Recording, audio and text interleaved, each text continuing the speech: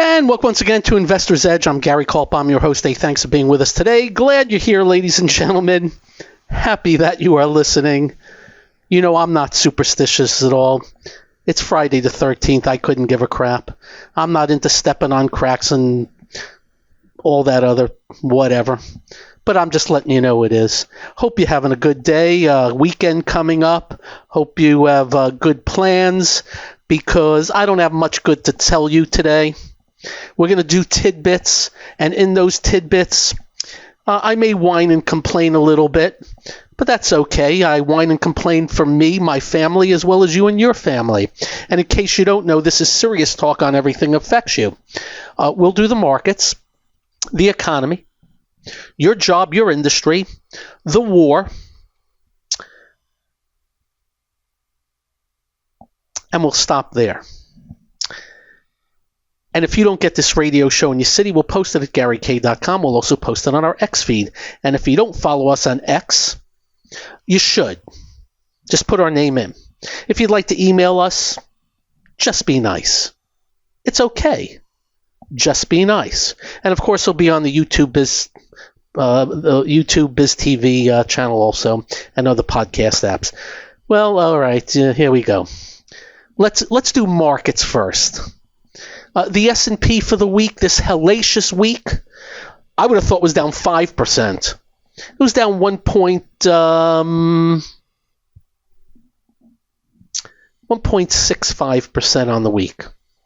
The Dow on the week was down 2.1% on the week. Now it's called about 2.1. The NASDAQ on the week, really, only 1.25%? I would have thought more. The NASDAQ 100, just over 1%. The Russell 2000, 2%. The transports on the week, a juicy 4%. They got roughed up. We're going to go sector by sector, stock by stock, and then little whining, little complaining. With no bias, agenda, or ulterior motive, we're going to take on both sides today because they've earned it. They've earned it.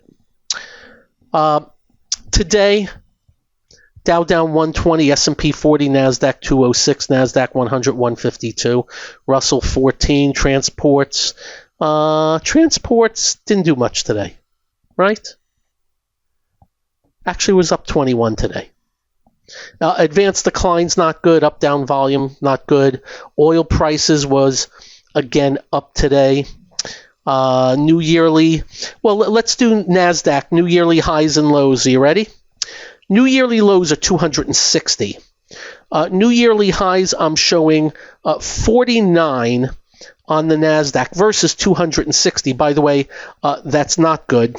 And when I look at the NASDAQ new yearly highs, of the 49, we can wipe out about 30 of them, because you have something called the grayscale avalanche staking, non-operating stuff. On the New York, new yearly highs, you got some oils, you got some utilities, you got some more oils and more utilities. Oh, and fertilizers, but they were down on the day when all was said and done. And on the NYSE, you have 51 new highs, 130 new lows, but wipe out about 25 of those new highs. Just a rough time. Oil prices, again, were up. I don't have many redeeming qualities of this market, except you still have a select group of names in the artificial intelligence, optical storage, data storage, data center stuff. But I've also said in the past, energy also, as well as building/construction, those are getting hit too. So not great news on those. And then, if you have bad news on artificial intelligence, you end up like Meta today, down $25. They said something about whatever they are trying to do, it wasn't good enough, so they are going backwards and whatever.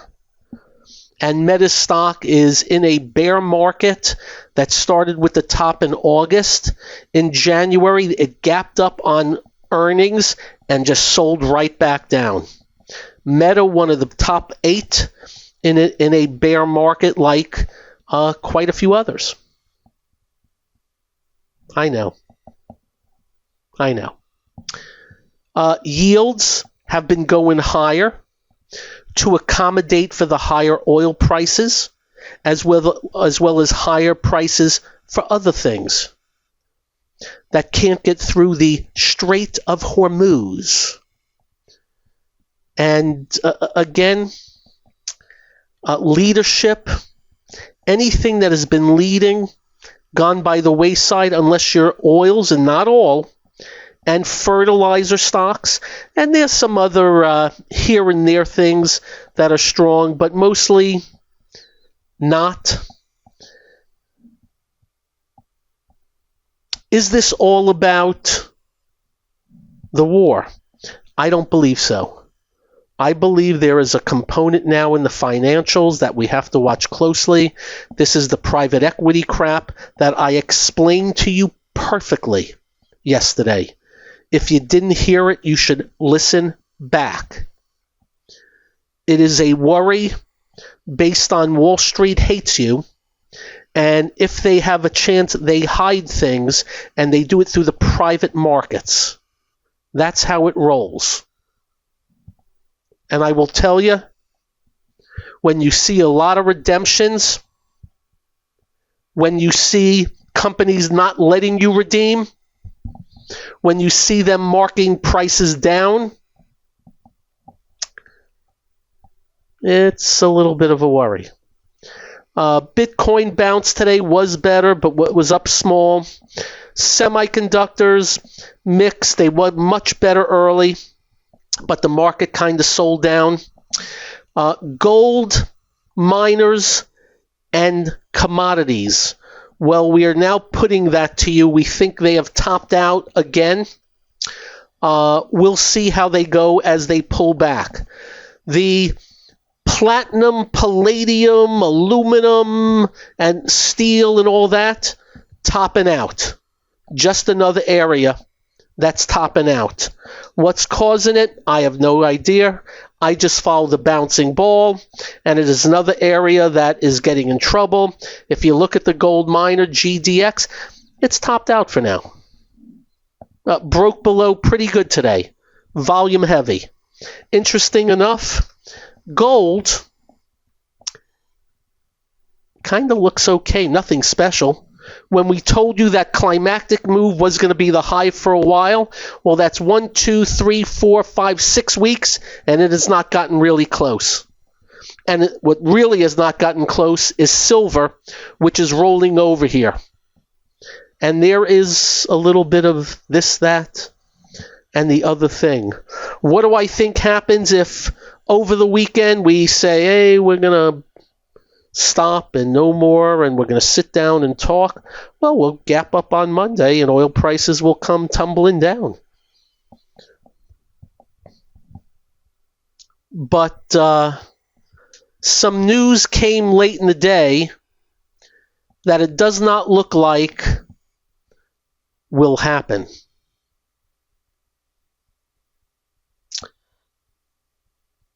We are hearing, it is being reported, 5,000 of our Marines deployed over there to the Strait of Hormuz. I'm going to hold my tongue until after the break. It was approved by the Secretary of Defense, Secretary of War, Pete Hegseth. 5,000 of a Marine expeditionary unit, which includes several warships and 5,000 troops. The USS Tripoli, an amphibious assault ship, and its attached Marines are headed there.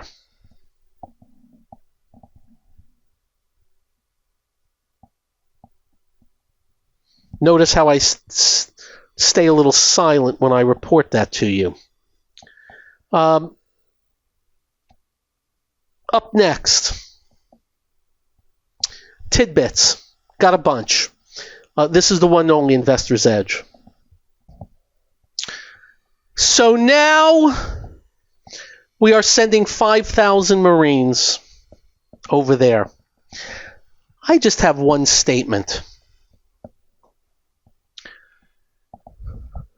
I don't want to hear from Trump, Hegseth, the administration, those that voted for him because of, for over a decade, we were told on video, it was said, on tweets, in writings, by he,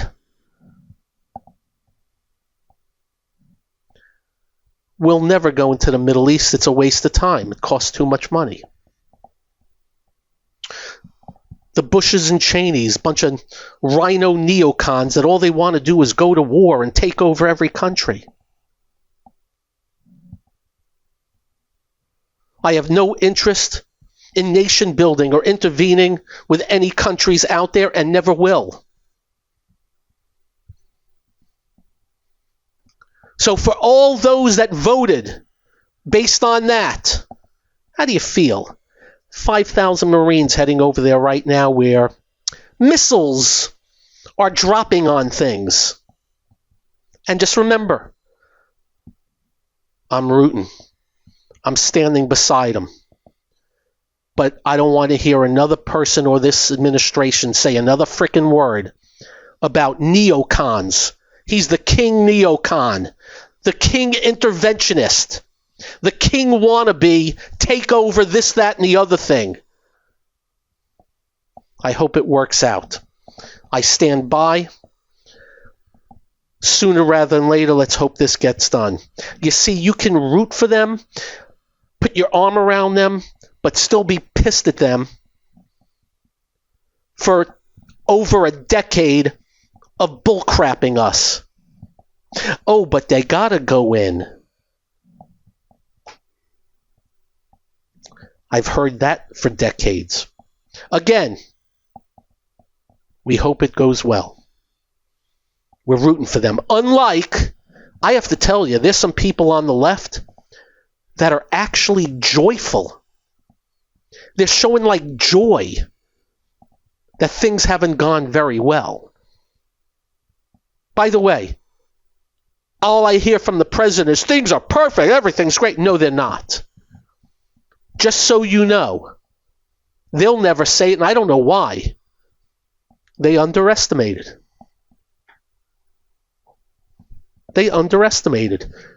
When the president says, yeah, we expected oil, that's a lie. There is no way anybody could have thought oil prices go up 50% plus. There's no way anybody thought that they had the firepower Iran has to do what they're doing. Of course, you got to continue to market yourself in politics that everything you do is right. We hope it works out. Big time. But man, oh man. I've always warned you about those that think they can never do anything wrong. They believe they're omnipotent and everything they do is right. Well, let's hope he gets this right. Tidbits. And we're segueing. How $800 monthly car payments are hurting car sales, you think? Cars have become so expensive that many Americans are putting off or not buying new cars, which hurts the industry. Taz Harvey, he's an owner of Honda, Mazda, and Chevrolet dealerships. It's not an exaggeration to say this is a crisis. I hear you. I hear you. And it gives some examples of people. Average interest rate on a 60-month new car loan is 7.22. It's down from 25, but it's much higher than in 21. Yeah, but that was all Jay Powell. Average price of new cars, holy crap, $50,000, up from $38,400 in 2019. That's unbelievable. Anyway, that's out there. And I spoke to some dealerships in the last couple of weeks. Man, oh man. They're sitting on lots of inventory. Very tough to get things moving. Dang, dang, dang. In the news, tidbits. Just want to let you know the Federal Reserve has purchased $358 billion of T-bills. Those are the 3 months, 6 months. Why, I have no freaking clue. I don't understand. Does nothing. Remember, they were taking all that money previously and buying up the long end, taking rates down to 0.5% on the 10-year, which has caused all the housing distortions you're seeing now. It's all on Jay Powell. All on Jay Powell. Tidbits. Okay, this one's scary. Steven Spielberg. What is he? Top 1 greatest directors in the history of entertainment? Would you agree? Top 1? Let's call top 3. There's, He says, now this is Spielberg, I have a strong suspicion we're not alone on Earth right now. Okay. That's Spielberg, the E.T. guy. Shall we worry? I don't believe there's any aliens here. You know why? They would have shown themselves. Why be here and not shown themselves? Think about it. But then I had somebody say, well, wait a minute. We're here. Why couldn't somebody else? Well, I come back and say, why are they hiding? Show your face. Spielberg thinks it. Tidbits. I'm always interested in an article that's titled, Bitcoin is heading to 500,000. This Wall Street analyst explains why. And then I read it. And the doofus doesn't give a reason why.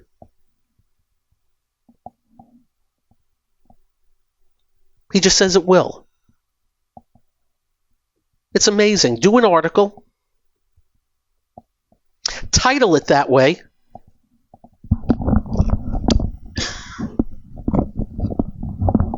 And then say nothing. Say nothing. And then, of course, the article lies. They go out and say that Kathy Wood is calling for 710,000 Bitcoin by 2030. No, they lie. She called for 1.5 million. They reasoning institutional involvement. Let me explain to you what institutions are going to do. That's up next. And more tidbits to come. I'm Gary. This is the one and only Investor's Edge. So, we're on the tidbits of Bitcoin. They say institutional investors will drive Bitcoin's long-term value. Value? What's value? They're such BS artists, these people. They don't know. You know what they're in now? They're in prayer mode. And in case you don't know, a ton of quasi-Bitcoin things went public. They're all down 70, 80, 90%. They screwed you. Anyway, they go on to say what the value drivers are going to be. That it's not too often a store of value comes along, an asset. And they go on to say that the reason why it's going to go higher is because it's scarce. there's only a limited amount. Have you ever heard more bull crap in your life? Just so you know what's happened here. You had something that started at nothing. It fed on itself. They got more and more people involved. Let me finish. I know where you think I'm going, but I'm not. And then you got the institutions all greedy that took it up to the highs, and then it dropped 75% in the bear market, and all of a sudden the institutions don't want a frickin' thing, and now it's rallied up, and all of a sudden the institutions want it, and now they're down 50%, and guess what the institutions are saying now? They're praying. And they're dummies. There's no sales, earnings, product, services. Just a lot of people in prayer mode right now that more are going to jump on it. And maybe they will. Remember, we haven't said to you, it's not going there. We're saying to you, these people are full of crap, and they're in prayer mode. And they also don't tell you that there were 32,000 coins tried, and most of them are zero. And they also don't tell you, while Bitcoin's down about 50, these others that are still trading are down 70 and 80. They also don't mention, as I said to you, there's been a lot of stuff come out. Just a lot of stuff. Symbol BMNR. Down 90%. That's just one. And I can go on and on and on about the digital asset, this and that. The GEMI, they bring it out, it's at 46, it's 7 3/4 now. They hate you. We'll keep you informed on a technical basis on Bitcoin, which means if we think it's going higher, we will tell you. We have been on an avoid since the highs, and that was right at, what did I tell you, November 4th. It has done nothing but travel the winding road of a bear market with some bounces in between. And we don't think anything has changed. It's been trying to rally a little bit as of late, but that's only because it was stretched, extended, and oversold. And we'll see where it takes us. But be smart. I still get emails from people about it.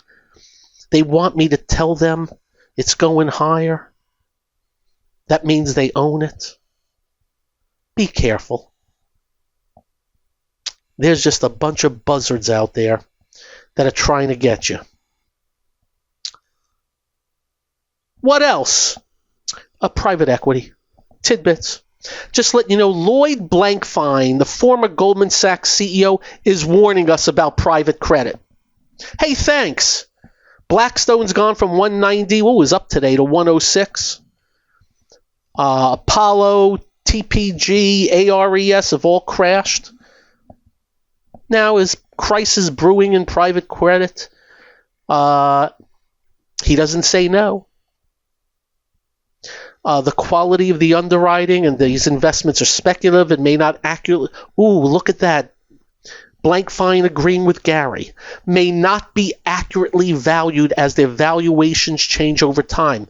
Do you think any of these places would value them lower? Hell no. It's always higher. Regulations? Pfft. Liquidity? Not. So, Mr. Blankfein is now being interviewed and, yeah.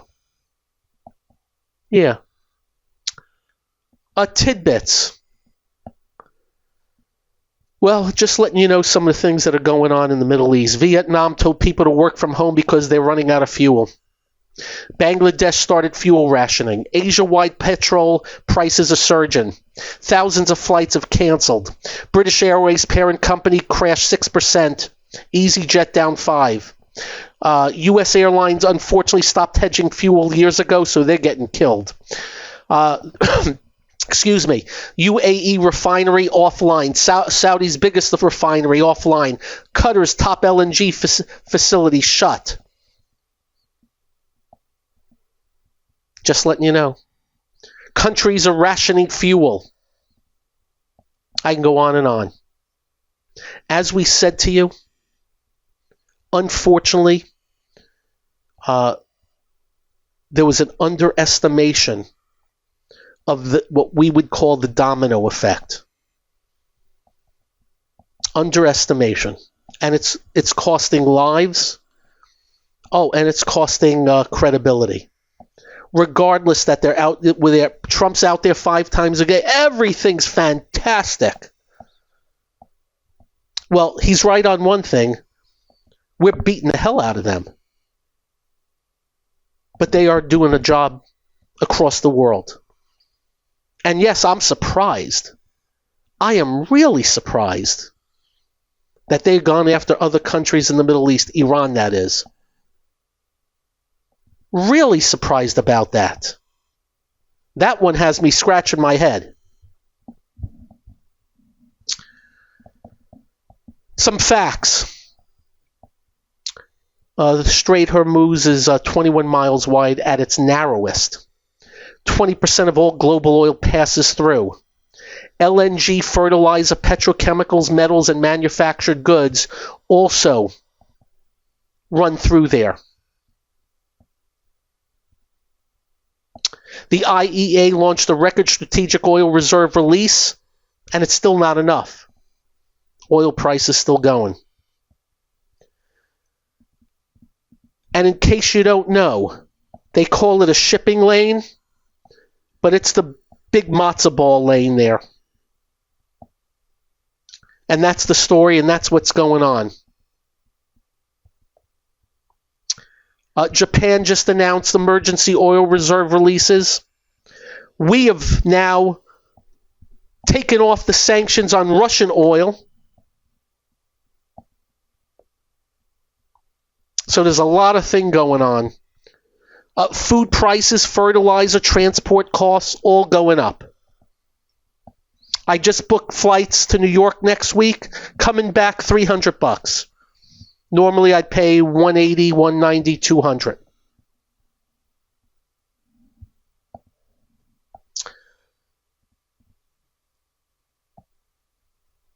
The sooner the better. The quicker the better.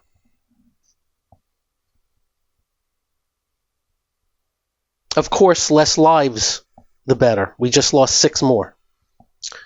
It was a refueling airplane. We are saying that it crashed. Iran is saying they knocked them out of the sky. Well, we don't know what the story is. But 6 are on that plane. I believe that's 13.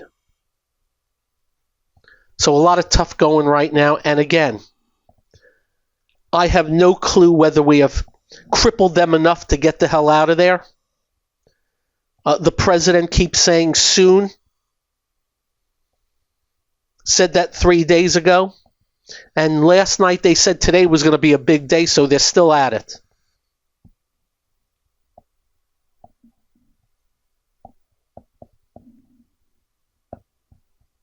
Again, we are so rooting for them, I can't begin to tell you.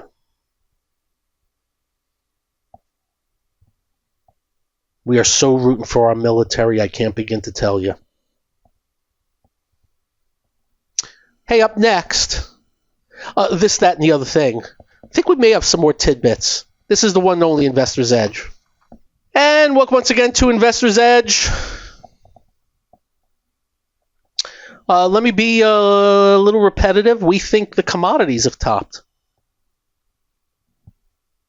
Gold miners broke the 50-day today. And some of the names like SCCO and Nucor and Steel Dynamics and Freeport McMoran, copper and gold, they're all breaking down on a near-term basis, if not more. I would suggest there are voids. If you look at the PALL palladium, PPLT platinum, they're topping out pretty good, breaking down. Just let you know. I also want to let you know the froth.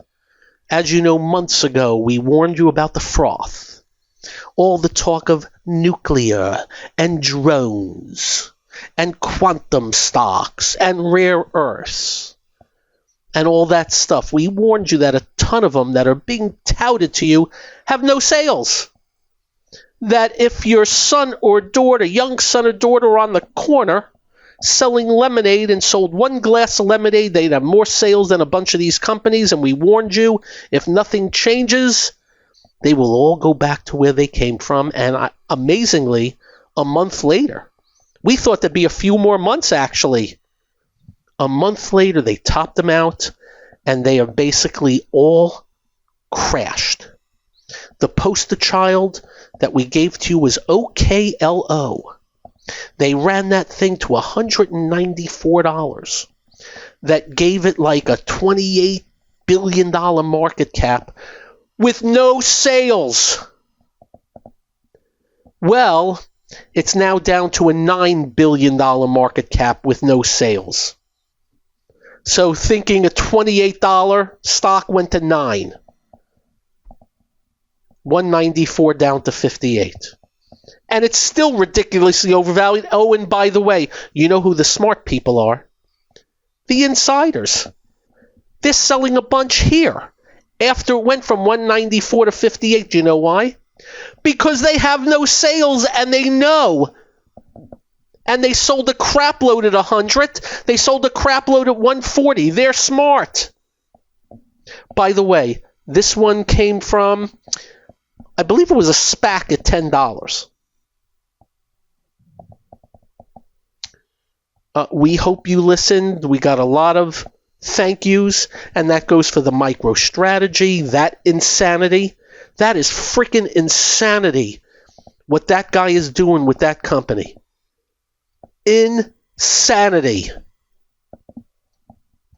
Our job is make sure you know about insanity. That's gone from 457 to 139 since July.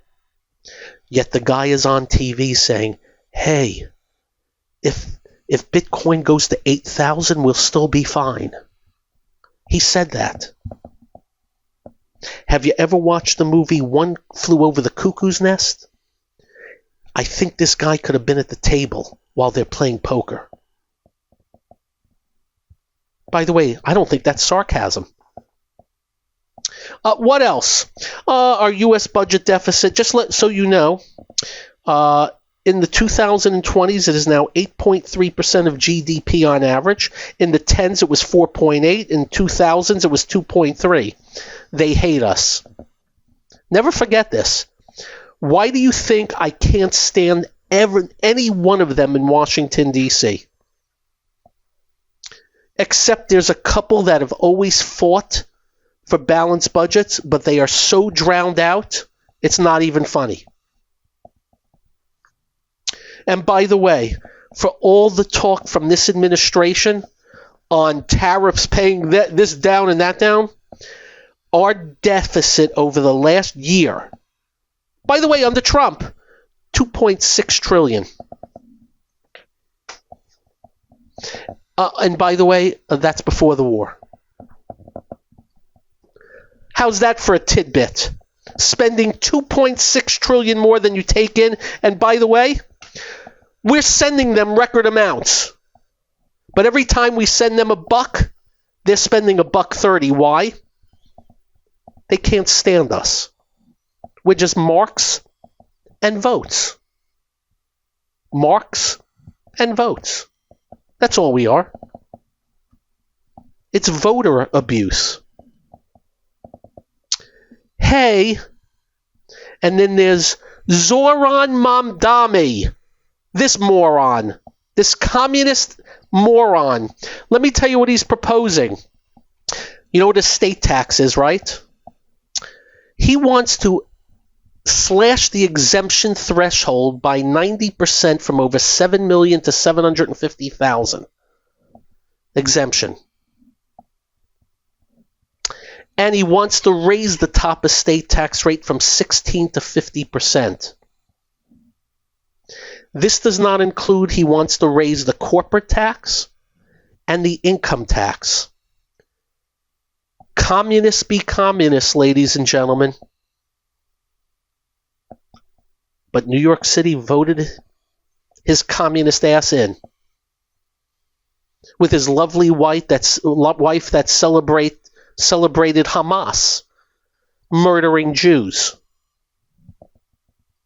And he had a lover of terrorism at his dinner table last week, and on purpose took a picture for all to see so he can shoot the middle finger at all of us. Smart guy. That Zoran Mamdani, your New York City mayor. Ladies and gentlemen, I will keep positive attitude, keep hope alive, but dang, I have this motto: they all suck. They're proving me right. Unfortunately, I'm going to continue to put my head down, work my tail off, do better for myself and family. We want the same for each and every one of you. Not because of them, in spite of them and what they are doing. And that's your show. You have a great weekend. Drive carefully. And when you get home, do like we do, quite simple. Make sure you hug your family and hug your children. They'll feel better. You will feel better. I promise. Stay well, be well. We'll be back on Monday. Peace out, all. Good night.